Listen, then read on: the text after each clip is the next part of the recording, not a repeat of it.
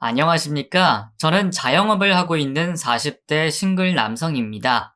요즘은 코로나도 점점 풀려가고 장사해서 먹고 사는 저도 이제야 다시 숨통이 트이는 것 같군요. 사실 지난 2년간 버틴다고 버텼지만 이래저래 힘들었던 것이 사실이네요.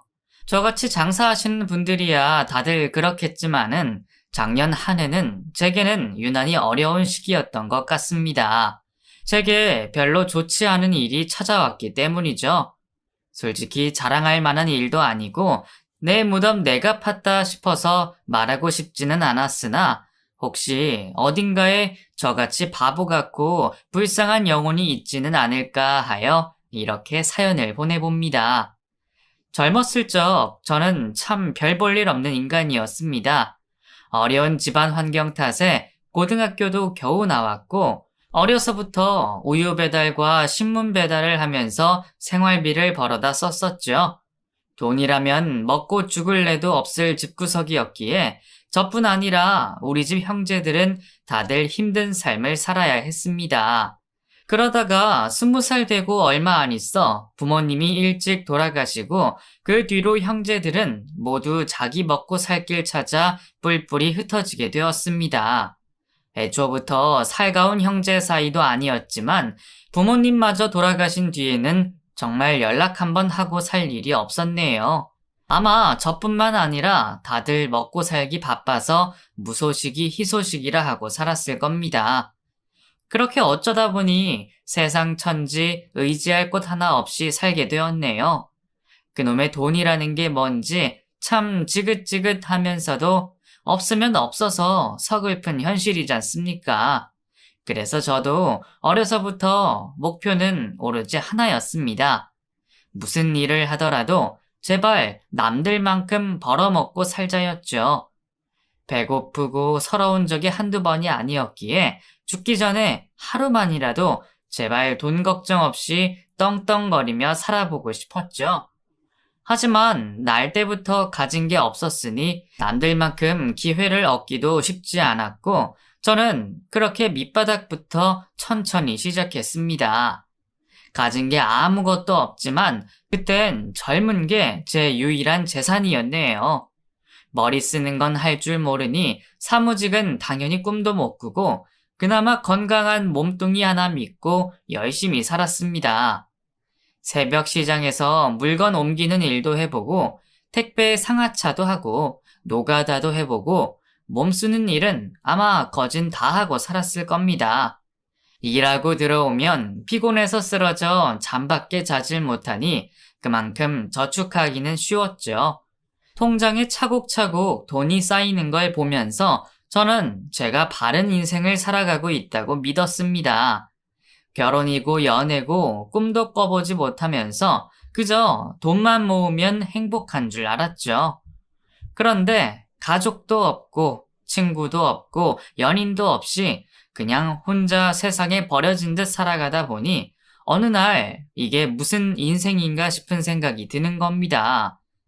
한 번은 일하다가 다쳐서 병원에 실려갔는데 병문안 와줄 친구 하나가 없는 겁니다.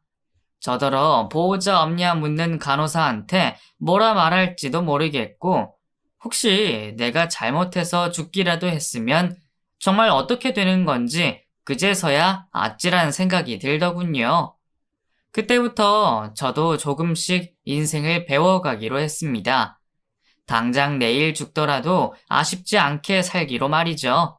너무 돈만 보고 달리지 말고 죽기 전에 절절한 사랑도 한번 해보고 세상 좋은 것들도 좀 둘러보고 살자고 말이에요. 그것도 돈 없이는 하기 힘들지만 그래도 꼭 돈이 있어야 하는 건 아니더군요. 사계절 아름다운 경관은 무료이고 따뜻한 햇살과 붉은 노을은 누구나 볼 수 있는 거니 말입니다. 그렇게 조금씩 주변을 살피고 살다 보니 그제서야 이것저것 눈에 들어오는 것이 생겼습니다. 그리고 한 여자를 알게 되었죠. 진작부터 제게 친절하게 굴었던 인력회사 격리 아가씨는 미인형은 아니지만 맑은 얼굴이 참 보기 좋은 사람이었습니다. 나한테 유난히 친절한 것이 고맙기는 했지만 연애 한번 못 해본 제가 그게 호감 표현인지 뭔지 알 길이 없었죠. 뒤늦게서야 그녀의 마음을 알아차린 저는 용기 내어 데이트 신청을 했습니다. 다행히 경희 씨도 제 마음을 받아주었고, 우리는 그렇게 인연이 시작되었습니다. 우리 둘 다 소박한 형편이었지만 남부럽지 않았어요. 자판기 커피 한 잔씩 마시면서도 비싼 카페에 부럽지가 않았거든요. 그때는 뭐가 그리 행복하고 즐겁기만 했는지 아마 평생 두 번 다시는 느낄 수 없을 행복이었을 겁니다.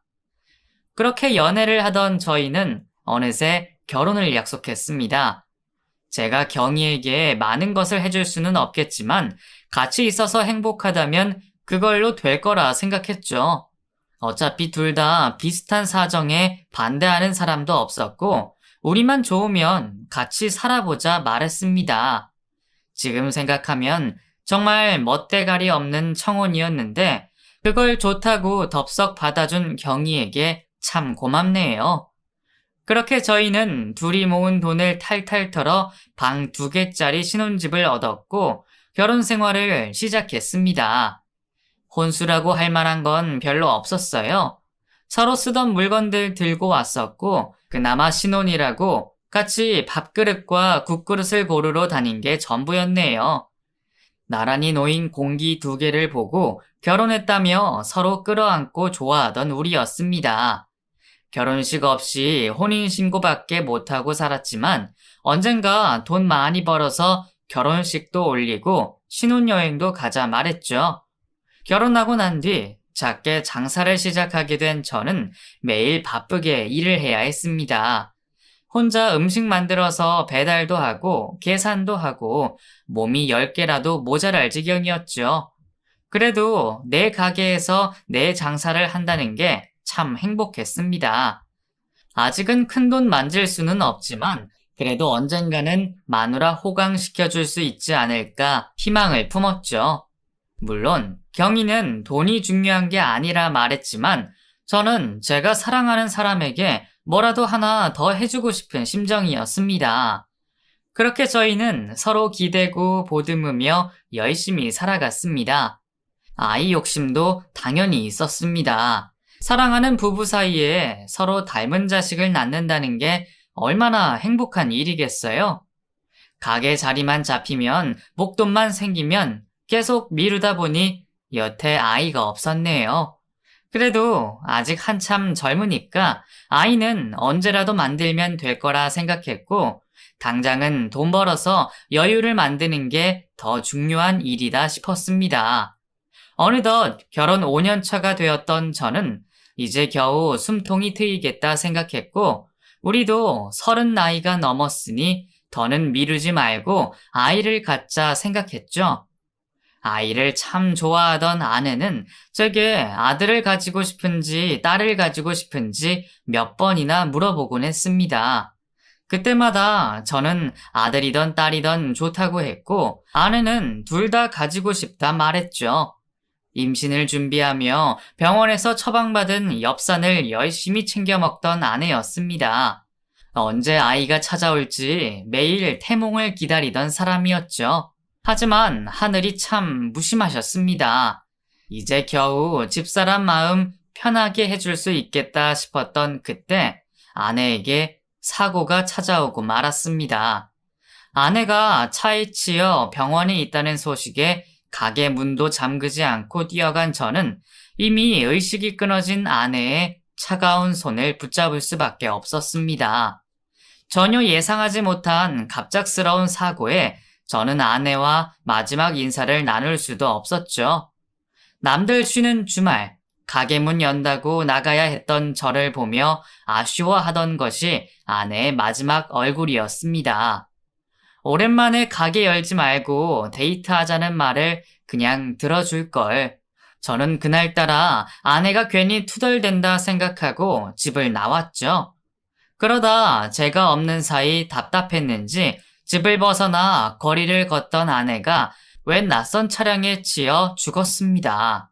뺑소니를 치고 간 그 차량은 겨우 잡았으나 그놈을 잡아 죽여봤자 이미 떠난 제 아내를 살릴 수는 없는 일이었습니다. 모든 게 다 제 탓 같았어요. 무슨 정신인 줄도 모르고 아내의 장례를 무사히 마친 뒤 저는 열심히 하던 가게도 접고 집에 틀어박혀 살았습니다. 그러다 49째 날 아내를 보러 겨우 몸을 일으켜 보니 거울 속 제 모습은 정말 형편없었습니다. 당장이라도 집사람이 거짓골이라며 혼낼 것 같았죠. 그래도 마누라 보러 간다고 오랜만에 면도도 하고 샤워도 했습니다. 그렇게 아내 앞에 마지막 인사를 하고 제 남은 인생은 벌받듯이 버티고 살아가겠노라 약속했습니다. 사실 아내 없이 어떻게 살아야 하나 싶어 할 수만 있다면 죽고 싶은 심정이었지만 착한 경희가 그걸 바라지 않을 것을 잘 알고 있었거든요. 아내에게 미안해서라도 저는 살아야 했습니다. 그렇게 너무 이른 나이에 아내를 떠나보낸 뒤 저는 속이 없는 사람처럼 살았습니다. 재미도 기쁨도 느끼지 못하고 그냥 정신없이 바쁘게만 살고 싶었어요. 그나마 바쁘게라도 살아야 다른 생각하지 않고 피곤해서 일찍 잠에 들 수 있으니 말이죠. 덕분인지 하던 일이 잘 되어 예전에는 그렇게 있었으면 좋겠다 했던 돈도 꽤 많이 모았고 땅도 집도 조금씩 생겼네요. 어차피 죽으면 그게 다 무슨 소용인가 싶기는 했지만 늙어서 형편없는 모습으로 죽고 싶지는 않기에 보험 삼아 조금씩 마련해 두었습니다.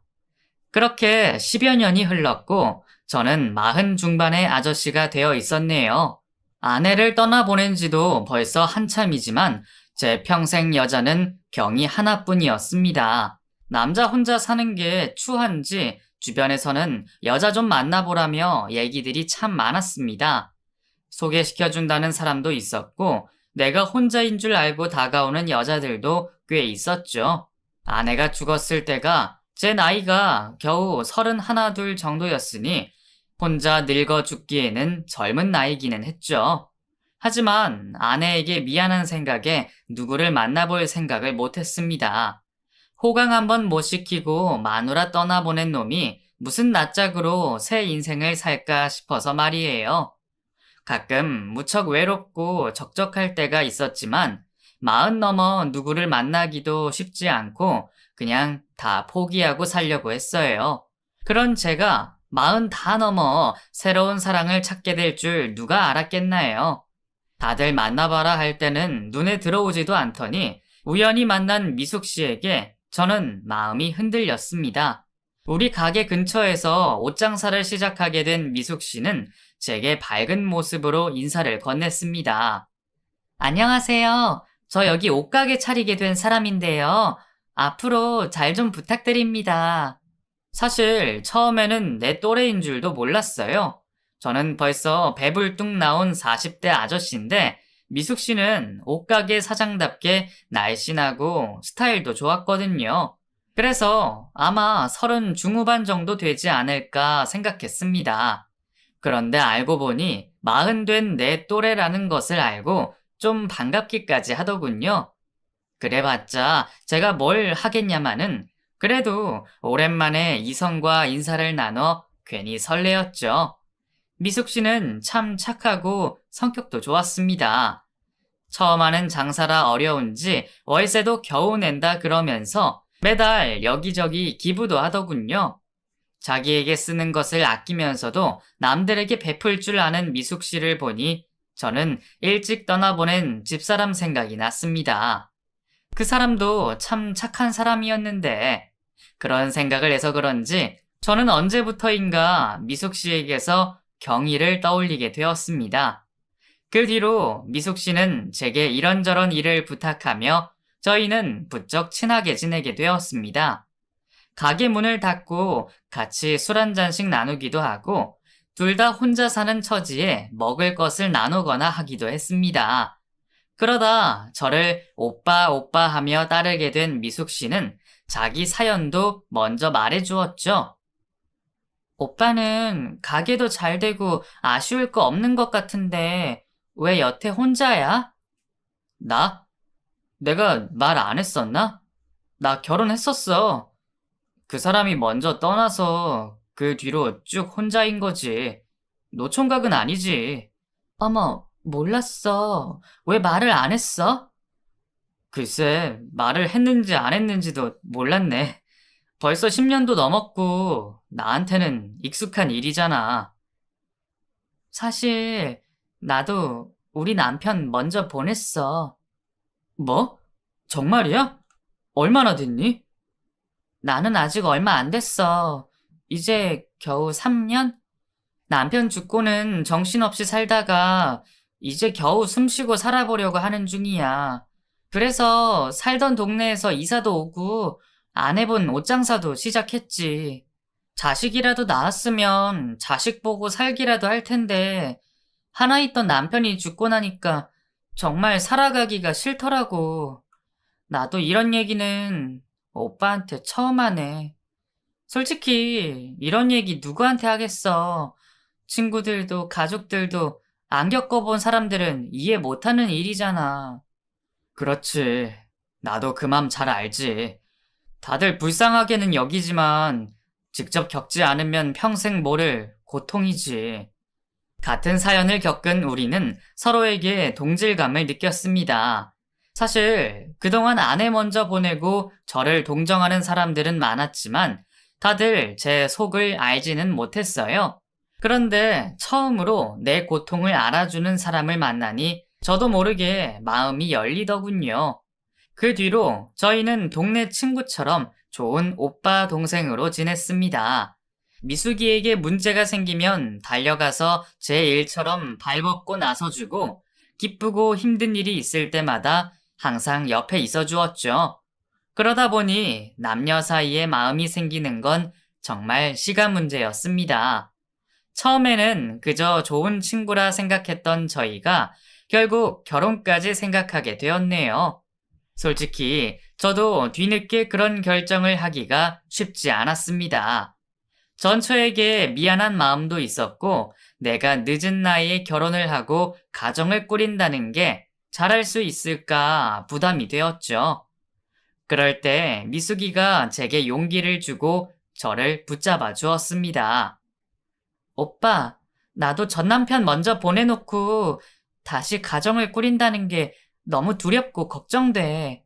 하지만 언제까지고 그러고 있을 수는 없는 거잖아. 반대로 생각해보면 그 사람들도 우리가 새 인생을 사는 걸 바랄지도 몰라. 오빠도 전처 먼저 남았다면 행복하기를 바라지 않겠어? 그러니까 우리가 행복하게 사는 게 모두를 위한 일이야. 오빠, 힘들겠지만 우리 서로 믿고 한번 시작해보자. 그렇게 저와 미숙이는 서로의 아픔을 보듬어주며 앞으로 남은 인생의 절반을 함께 하기로 약속했고, 작게나마 결혼식도 올렸죠. 경희에게 꼭 웨딩드레스를 입혀주고 싶었었는데, 돈 벌고 여유 생기면 결혼식 올리자고 했던 그 약속을 결국 지키지 못했던 것이 다시금 떠올랐습니다. 그래서인지 누구보다 행복해야 할 재혼식 날, 저는 고생만 하고 떠난 전처 생각에 마냥 웃을 수만은 없었네요. 하지만 그러면서도 한편으로는 앞으로 남은 인생 함께할 사람이 생겼다는 것에 기뻤습니다. 솔직히 저도 잘 살고 있다 생각하면서도 외로웠는지 모르겠네요. 그렇게 저는 조금씩 전처에 대한 미련과 미안함을 버리고 옆에 있는 이 사람과 우리의 앞날을 생각하기로 했습니다.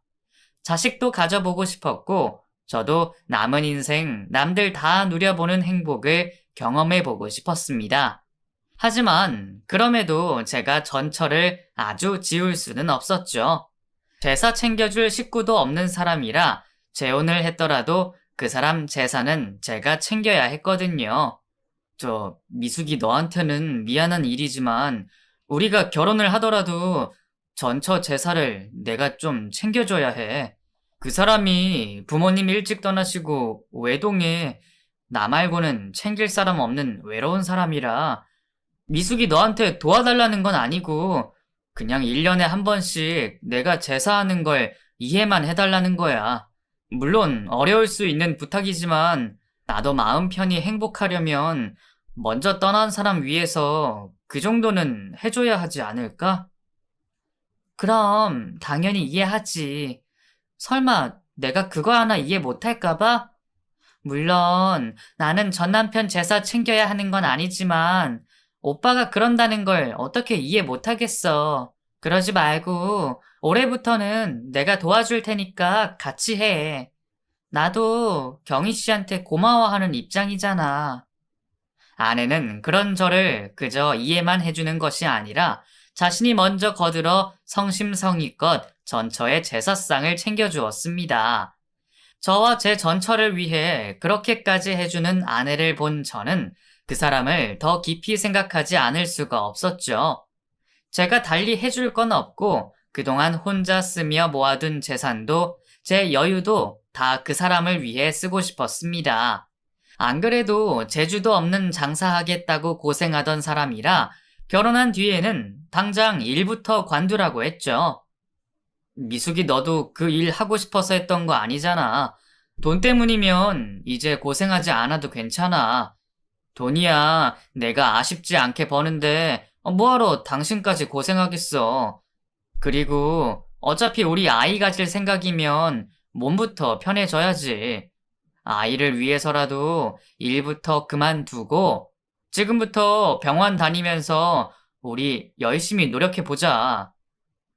나도 오빠 마음은 알지만 나는 오빠 덕만 보고 싶지 않아. 오빠는 혼자 밖에서 고생하고 나는 집에서 편히 있으라고? 집안일하고 살림 사는 것도 힘든 일이야. 어차피 미숙이 너도 남편 죽기 전에는 살림만 했다며. 그럼 지금도 장사하는 것보다 살림 사는 게 더 낫지 않겠어? 괜히 나 때문이면 그런 부담 가질 필요 없어. 나는 오히려 미숙이 네가 집안 돌봐주는 게 바깥일 하기도 좋고 더 편해. 나 때문에 미안해서 그러는 거라면 날 위해서라도 그렇게 해줘. 오빠가 전 그렇게 말하면 내가 열심히 살림 살아볼게. 나 그래도 손맛은 꽤 좋거든. 그리고 오빠 말대로 노력해서 얼른 아이도 갖자. 나도 오빠 닮은 아이 꼭 갖고 싶어. 우리 앞으로 정말 행복해지자. 제가 알던 미숙이는 제가 걱정을 시킬 만한 그런 사람이 아니었습니다. 살림하면서도 돈 한 푼 아껴 썼고 음식도 늘 자기보다 제 입맛에 맞춰주곤 했죠. 아이를 갖기 위해서도 열심히 노력하는 아내를 보며 저는 고마웠고 그런 사람과 결혼을 했다는 게 참 행복했고 그렇게 저는 늦게라도 재혼하기를 잘했다 생각하며 하루빨리 아이를 얻기를 원했습니다. 하지만 남들보다 늦은 나이 때문인지 아이가 금세 찾아와 주진 않았습니다. 물론 아직은 희망이 있는 나이였고 병원에서도 조바심 내지 말고 준비해 보자고 하셨지만 저는 뒤늦게 얻은 행복이 사라질까 불안했던 건지 하루빨리 아이를 보고 싶었죠. 그렇게 1년, 2년이 지나고도 소식이 없자 아내도 저도 점점 지쳤습니다. 아이는 욕심인 걸까 싶어 포기해야 하나 싶기도 했죠. 그리고 그쯤부터 아내도 달라지기 시작했습니다. 언젠가부터 아내는 부쩍 짜증이 많아졌고 제게 하는 표현도 관심도 이전만 못해졌습니다. 늘 제 휴일만 기다리며 데이트하자던 아내는 피곤하다며 늦잠에 저 혼자 밥을 먹게 했고 매일 제가 퇴근하고 돌아오기만을 기다리던 예쁜 아내도 더는 없었죠. 제가 집에 들어와도 본체 만체하고 무슨 일이 있는지 궁금해하지도 않는 아내의 모습에 저는 실망감을 느꼈습니다. 사람이 언제나 최선을 다할 수 없다는 건 저도 알지만 작은 표현 하나 없는 아내를 보니 괜히 섭섭해지더군요. 피곤하더라도 관심은 가져줄 수 있는 것 아닌지 내가 뭘 잘못이라도 한 건지 걱정이 많았습니다. 결국 제가 참다 못해 한 소리를 하게 되면 그건 대화가 아니라 꼭 싸움으로 번지게 되었죠. 여보, 나 배고픈데 집에 밥 없어? 밥솥에 없으면 없는 거겠지. 내가 밥하는 사람이야? 밥 없으면 해 먹던가 아니면 시켜 먹지. 누워있는 사람을 왜 불러? 아니, 밥 때가 다 지났는데 밥이 없길래. 당신은 안 먹어? 난 입맛 없어. 먹고 싶으면 알아서 먹어. 언제는 살림 하나는 자기더러 제대로 맡겨달라던 사람이 언젠가부터 밥을 안 하지 않나 반찬을 사다 먹고 그저 물어보는 일로 짜증을 내고 심지어는 제가 말 걸기 전에는 대꾸도 없었죠.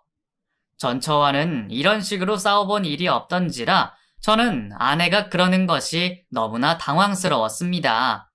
우리도 벌써 결혼 3년 차라 권태기라도 온 건지 남들도 다 이렇게 사는 건지 좋았던 시절도 다 갔다 싶어 저도 점점 스트레스를 받게 되었죠. 그렇게 같이 부부 상담이라도 받아봐야 하나 고민하던 찰나 아내는 언젠가부터 또다시 언제 그랬냐는 듯 제게 잘해주기 시작했습니다. 여보, 오늘도 많이 힘들었죠?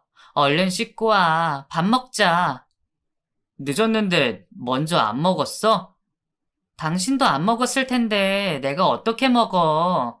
나 배고프니까 빨리 와. 당신 요즘엔 기분이 좋은가 봐? 응? 내가 뭘? 아니, 요 몇 달간 부쩍 짜증내더니 요즘에는 안 그러네? 내가 짜증을 냈어? 몰랐어? 그 만사 귀찮은 것처럼 굴고 내가 무슨 말이라도 하면 화만 냈잖아. 아, 아닌데? 내가 그랬으면 미안해. 아마 내가 임신 스트레스 때문에 예민했나 봐. 좀 우울했던 것 같더라고. 이전에는 붙잡고 왜 그러냐 물어도 말없던 아내가 그제서야 이유를 말해 주었습니다. 아이가 찾아오지 않아 스트레스가 많았나 보다는 아내의 말에 저는 그제서야 괜히 미안해졌어요.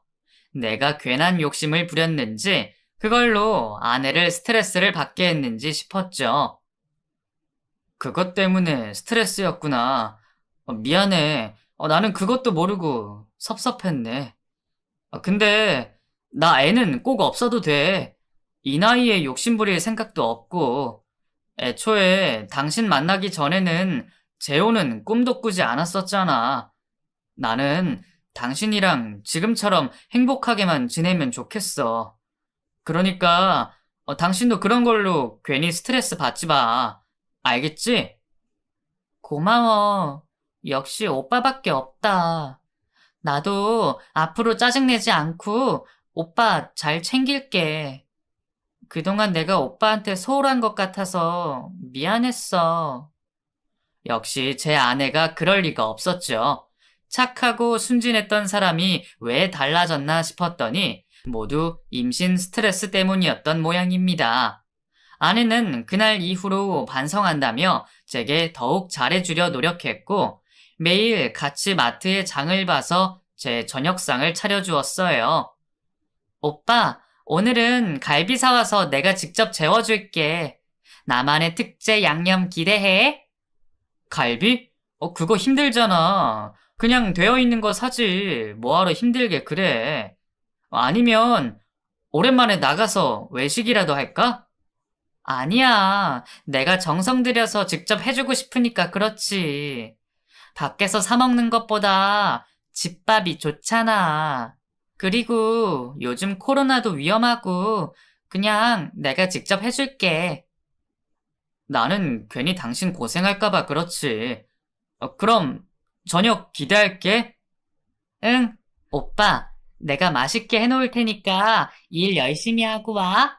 사랑해. 괜히 미안해서 그러는지 아내는 귀찮을 텐데도 매일마다 장을 봐서는 절 위한 음식들을 해주었습니다. 힘들 텐데 굳이 그러지 말라 그래도 저를 위해 노력해주는 아내를 보며 저도 많이 고맙고 미안했습니다. 그런데 그럼 분명 좋아해야 맞을 텐데 저는 제게 잘해주는 아내를 보며 묘한 이질감을 느꼈습니다. 여자의 감이라는 것처럼 남자에게도 촉이라는 게 있는 걸까요? 무슨 일인지는 모르겠지만 저는 왠지 불안감을 느꼈죠. 아내는 이전처럼 제게 다정하고 밥도 잘해주는데도 저는 뭔가 마음이 편하지가 않았습니다. 그렇다고 의심을 할 만한 일은 또 없었어요. 유난히 밝아 보인다 뿐이지 다른 문제가 있어 보이지는 않았습니다. 하지만 너무 좋기만 한 것도 조금 이상하지 않을까요? 그것도 갑자기 태도가 바뀌면 더더욱 말입니다.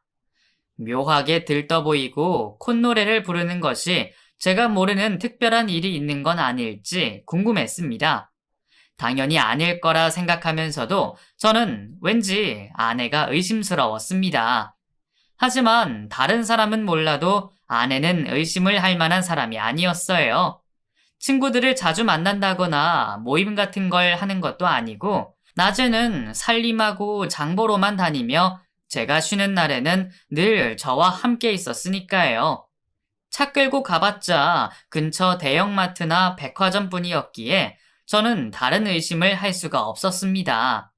혹시나 싶어 아내의 핸드폰을 훔쳐보기도 하고 내비게이션 운행 기록을 살펴보기도 했지만 마트를 다녀온 것 말고는 어디 갔다 온 곳도 하나 없었고 별다른 수상함은 느껴지지 않았습니다.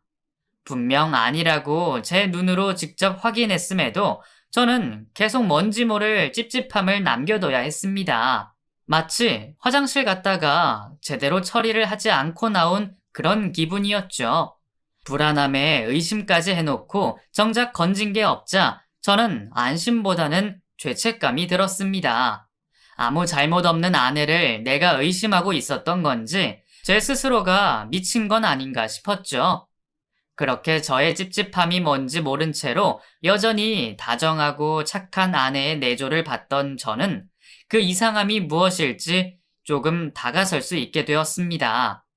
뭘 하나 궁금해서 전화를 걸었던 아내 수화기 너머로 낯선 남자의 기척이 느껴졌거든요. 여보, 어디야? 뭐해? 나 오늘 저녁거리 사러 마트 왔지. 그래? 근데 옆에 누구 있어? 누구 목소리가 들린 것 같은데? 응? 글쎄, 누가 있을 리가 있어? 잘못 들은 거 아니야? 아니면 마트에 다른 사람 목소린가 봐. 오늘 세일한다 그래서 그런지 오늘따라 사람들이 많기는 하네. 지금 사람들 너무 많아서 정신이 없다. 아내는 마트라며 별일 아니라 했지만 한번 의심을 시작한 저는 쉽게 오해를 풀 수가 없었습니다. 솔직히 제 스스로도 제가 잘못되었다 생각했어요. 외출이라고는 마트밖에 하지 않는 아내를 보며 외도를 의심하는 건 바보 같은 생각이었습니다. 분명 제 눈으로 내비게이션 기록까지 확인했으니까요. 그런데 이상하게도 그 일이 그냥 넘어가지질 않았습니다. 잘 때마다 생각이 들었고 몹쓸 상상까지 하게 되었죠. 결국 저는 그 불안감을 이기지 못하고 아내 몰래 핸드폰에 위치 추적 어플을 연결했습니다. 혹시 아내가 어딜 가더라도 제가 알고 싶었거든요. 이런 일을 하면 의처증 소리를 들을 게 뻔했지만 그때는 정말 제 스스로도 이해되지 않을 정도로 강렬한 촉이 머리를 떠나지 않았습니다. 그렇게 제가 아내의 일거수일투족을 쫓았고 저는 하루도 지나지 않아 이상함을 발견하게 되었습니다. 장보러 마트를 가는지 마트까지 갔던 아내가 얼마 뒤 갑자기 이동을 하기 시작했죠. 처음에는 마트 주차장에 주차만 해두고 근처로 볼일이라도 보러 가는 줄 알았습니다. 그런데 이상하게 아내가 한참 동안 이동을 하며 교외를 벗어나는 것이 아니겠습니까? 그렇게 한참을 움직인 아내는 한동안 위치도 뜨지 않는 곳에 있더니 몇 시간 뒤 다시 마트로 향했고 제가 퇴근하기 전 집으로 돌아갔죠. 그 뒤로도 몇 번 그런 일이 반복되었습니다. 분명히 이상했지만 어디 갔었냐 직접 물을 수가 없었습니다. 아직 정확한 물증이 있는 것도 아니고 그렇다고 제가 아내 몰래 추적 어플을 깔았다고 밝힐 수도 없었으니까요. 결국 저는 조금 더 아내를 지켜보게 되었습니다. 그리고 얼마 뒤 제대로 된 물증을 얻을 수가 있었네요. 그동안은 대체 어디를 가는지 산속이나 제대로 위치가 뜨지 않는 곳만 다니더니 그날은 정확히 모텔 주소가 있는 곳으로 들어가더군요.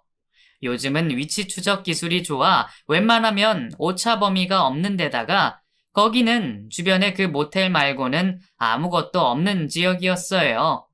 저는 그제서야 제가 뭘 불안해했던 건지 알 수 있었습니다. 아내가 정말로 바람을 피고 나를 속였다는 사실에 저는 좌절했습니다. 대체 언제부터 이랬던 건지, 무슨 수로 그런 건지 너무나 알고 싶었죠. 결국 바로 다음 날 저는 정확한 증거를 잡기 위해 가게 문을 닫고 아내의 뒤를 쫓기로 했습니다. 출근하는 척 나가는 길에 아내가 제게 이러더군요. 여보, 오늘은 자기 좋아하는 김치찜 해줄게. 맛있겠지? 김치찜 좋지. 그럼 오늘도 마트 다녀오겠네? 응, 오늘은 롯데마트에서 돼지고기 세일한다 그래서 거기 갔다 오려고. 매번 장 보느라 고생이 많겠어. 다 당신 위해서 하는 건데 고생은 무슨. 그럼 이따 저녁에 봐요. 내가 좋아하는 김치찜을 해주겠다는 아내의 뒤를 밟았습니다. 마트로 향하는 아내를 보며 혹시 내가 정말 오해하는 건 아닐까 수십 번 생각해봤죠.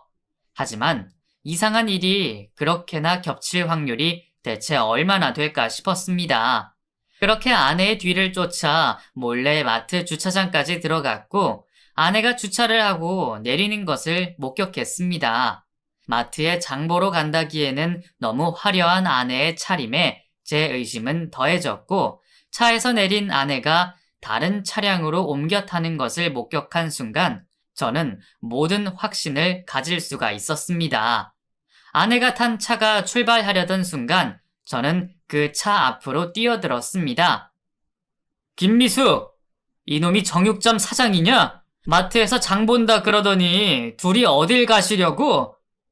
운전석에는 내 또래의 남자가 있었고 그놈 옆 조수석에 앉아있던 아내는 저를 보더니 얼굴이 순식간에 사색이 되었습니다. 그것만 보더라도 두 사람이 떳떳한 사이가 아니라는 것이 분명해졌네요. 저를 보고 놀란 아내가 순식간에 차에서 뛰어내려 도망쳤습니다. 그리고 주차장으로 올라오던 차에 그만 치여버렸죠.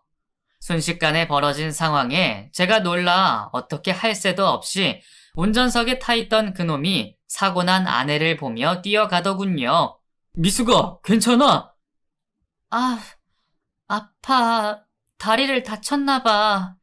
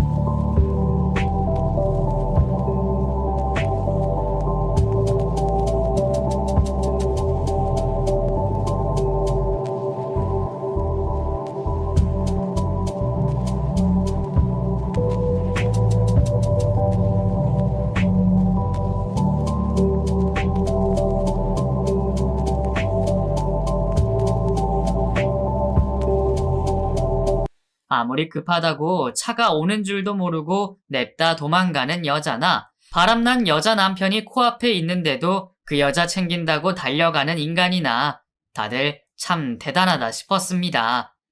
그래도 꼴의 사랑이라도 하는 건지 차에 치인 제 아내를 병원으로 데려가자더군요. 우선 사람부터 살리고 얘기하시죠. 제가 다 말씀드릴 테니까 제발요. 미수가 죽지 마. 죽으면 안 돼. 삼자대면 하러 왔던 저는 이러다 어영부영 정리될까 싶어 얼떨결에 그놈 차에 올라탔지만 제가 보기엔 주차장 올라오는 차에 치여서 큰일이 날 것 같지도 않은데 그놈은 마치 제 아내가 죽기라도 할 것처럼 참 과하게 유난이었습니다. 그렇게 병원으로 가서 아내의 치료를 맡기고 저는 그 상간남과 얘기를 하게 되었죠. 제가 증거가 있다고 해서 그런지 아니면 당당하기라도 한 건지 그놈은 거짓없이 둘 사이의 관계를 인정했습니다. 예, 저희 만나고 있던 거 다 맞습니다. 이제 와서 잘못했다고 한들 소용이 있는 것도 아니고 그래도 부정은 안 하겠습니다. 미숙이랑 저 서로 많이 좋아합니다. 그쪽 속인 건 미안하지만 우리도 어쩔 수는 없었어요. 내가 하면 로맨스고 남이 하면 불륜이라더니 그놈들 생각이 딱 그렇더군요. 자기네들이 천년의 사랑쯤 되는 줄 아는 건지 남편 앞에서 내 아내를 정말 사랑한다 말하는 겁니다. 저는 막상 그놈이 당당하게 나오니 오히려 무슨 말을 해야 할지 모르겠더군요. 그러는 사이 그놈은 내 마누라 챙긴다고 여기저기 뛰어다니고 정신이 없는지 핸드폰까지 흘리고 갔네요. 저야 그 와중에 바람난 마누라 걱정을 하는 것도 이상하고 그런 생각도 들지 않았지만 내 앞에서 더 난리치는 상간남을 보고 있는 것도 머리가 아팠습니다. 대체 뭐하는 놈인가 싶어 저는 그놈이 없는 사이 핸드폰을 열어보았죠. 그런데 더 기가 막힌 일이 있더군요. 아무렴 유부녀랑 바람이 났어도 사랑한다 당당하게 말하는 걸 보면 당연히 싱글이겠지 생각했는데 이놈도 똑같이 가정이 있는 겁니다. 처자식 사진을 배경화면으로 해놓고 바람 피러 다니는 남편은 대체 무슨 생각일까요?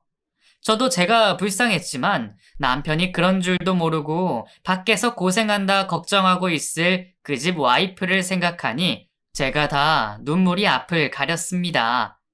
화목해 보이는 가족 사진을 보면 그 집 여자도 자기 남편이 뭐하고 다니는지 전혀 모르고 있는 것 같은데 말이에요. 저는 그 길로 상간남 와이프에게 전화를 걸어 병원으로 오라 알려줬습니다. 처음에 병원으로 오라는 말에 자기 남편이 어찌 된 줄 알고 걱정하는 목소리를 들으니 더 애잔한 생각이 들더군요. 아마 나도 아무것도 몰랐으면 그 여자랑 똑같이 걱정을 하고 있었겠죠. 그렇다고 괜히 다 말해주면 오다가 사고라도 날까 싶어 대충 빨리 와달라고 했습니다. 내 와이프가 상간남 손을 잡고 검사를 받으러 간 사이 상간남 와이프가 병원으로 도착했네요. 저 연락 주신 분이 그쪽이세요? 저희 남편 핸드폰을 주우셨다고요? 예, 그게 사실 아까는 너무 놀라실까봐 제대로 말씀 못 드렸는데요. 그쪽 남편분이랑 제 아내랑 바람이 났거든요. 제가 그 현장 잡다가 사고가 나서 지금 검사받고 있고요. 다친 건 남편분이 아니라 제 아내입니다. 예? 그게 무슨 말이에요? 지금 저랑 장난이라도 치는 거예요? 이거 혹시 보이스피싱 그런 거예요? 아니요, 그런 건 절대 아니고요. 저 이상한 사람 아닙니다. 물론 이 상황이 이해 안 가실 거 저도 잘 압니다. 저도 그쪽이랑 비슷한 입장이다 보니 지금 이 상황이 참 어이없고 황당하거든요. 근데 다 사실이거든요. 이게 제가 아까 찍은 동영상인데 두 사람이 차 타고 움직이려는 거 보이시죠? 그리고 여기 뒷부분에 남편분이 미숙이 사랑한다 그러잖아요. 미숙이가 제 와이프예요. 사실 제가 아까 상황들을 동영상으로 다 찍고 있었거든요. 역시 말보다는 직접 보여줘야 이해가 되는지 동영상을 본 상간남 와이프도 모든 상황을 이해한 모양이었습니다. 우리가 그러는 사이 상간남이 깁스를 한 제 아내를 부축해 오고 있었습니다. 오붓하게 걸어오는 두 사람을 보고 상간남 와이프분이 눈이 뒤집혔죠. 곧장 제 아내에게 달려들었고 아내는 놀라 아픈 다리를 쩔뚝이며 도망가기 시작했습니다. 너 이년이 감히 내 남편이랑 바람이나? 너 내가 반대쪽 다리도 분질러 주마. 이리 와. 왜 이러세요? 자기야, 나 좀 살려줘. 혜영 엄마, 이러지 마. 진정해. 아픈 사람한테 뭐 하는 짓이야? 네가 지금 인연 편을 든다 이거지? 걱정하지 마. 너는 두 번째니까 딱 기다려. 사자대면을 한 순간 그 집 와이프가 깽판을 치는 걸 보니 저보다 낫다 싶더군요. 역시 저 정도는 해야 하는 건가 싶은데 이상하게 저는 아내가 외도를 한다는 걸 두 눈으로 목격한 순간 그럴 의지가 사라지는 겁니다. 깊은 배신감보다는 그냥 똥 밟았구나 하는 생각이 들었던 것 같네요. 나중에 궁금해서 왜 그랬냐 물어보기는 했지만 속 시원한 답을 들을 수는 없었어요. 집에만 있어서 심심했는지 전 남편을 못 잊기라도 한 건지 외로워서 그랬다네요. 외롭다고 바람 피고 다니는 것들이 제정신일까 이해하고 싶지도 않고 결국 그 뒤로 저는 미련 없이 이혼을 결정했습니다. 저는 이혼 소송과 상간남 소송을 동시에 진행했고 다행히 제가 찍어둔 동영상 덕에 무사히 위자료까지 받아낼 수 있었네요. 그 여자랑 그놈 두 쪽에게 다 위자료를 받고 보니 딱 그 여자랑 그동안 썼던 생활비 정도 되는 것 같더군요. 이걸 다행이라 해야 할지 모르겠지만 그래도 그걸로 계산이 끝났다 싶었습니다. 그 뒤로 저는 하루빨리 그 일을 잊으려 노력하고 있어요. 한동안 창피해서 마트도 못 가긴 했지만 잘못한 게 내가 아닌데 창피할 일이 뭐가 있나 싶었거든요. 그래서 지금은 정말로 길 가다 똥 밟았다 치고 앞으로 잘 살아보려 합니다. 제 생각이지만 쉽게 외로워하는 사람 믿으면 안 될 것 같다 싶습니다. 외로워하는 사람은 상대가 어떻게 해줘도 충족하지 못한다는 걸 제가 직접 겪었으니까요. 어쩌면 이번 일로 저도 제대로 깨달았는지 모르겠어요. 외로움은 사람으로 채워지는 게 아니고 평생의 사랑이 두 번이나 찾아오기 어렵다는 것을 말입니다. 역시 제 평생의 사랑은 먼저 떠난 제 아내 하나뿐인 모양입니다. 뭐 그래도 여태 혼자 잘 살았는데 좀 외롭다고 죽겠습니까? 그래서 저도 그냥 이게 내 팔자다 생각하고 아내 곁으로 가는 그날까지 열심히 살아가렵니다.